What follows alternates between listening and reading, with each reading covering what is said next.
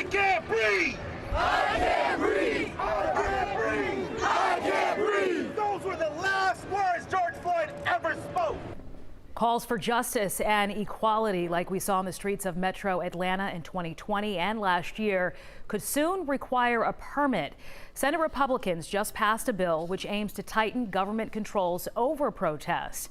And another part of it would punish protesters in cities if the protest moves from peaceful to violent. Critics say it crosses the line and it threatens people's First Amendment rights to peacefully assemble. 11 Alive's Doug Richards has more from both sides of the debate and where the legislation is headed next. This is a bill that would require cities to issue permits for any of the protests like the ones that erupted over the last 2 years and potentially penalize cities if they don't. There were well-attended protests in the summer of 2020 after the killing of Rayshard Brooks during his confrontation with an Atlanta police officer in a Wendy's parking lot. But after the protests started, an arsonist torched the restaurant.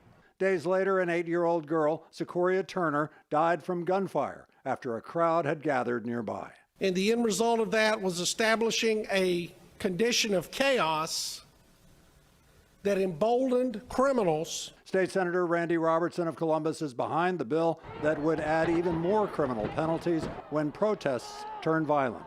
They were only out there for themselves. It goes too far, says Christopher Bruce of the ACLU. This is not a Republican bill or a Democratic bill. This is an un-American bill. Robertson's bill would require protesters to apply for permits first, giving cities and counties 3 business days to issue them. It would also make cities liable to lawsuits if they fail to control unlawful assemblies that get dangerous. This is needed legislation if you want to live in a safe community. Anytime your First Amendment right is being threatened, you need to step up and question your government of why. This is one of those type of bills.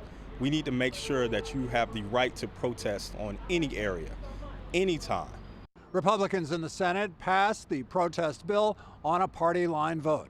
The bill will likely have the same success in the state House if it comes up for a vote between now and adjournment on April 4th. At the Capitol, Doug Richards, 11 Alive News.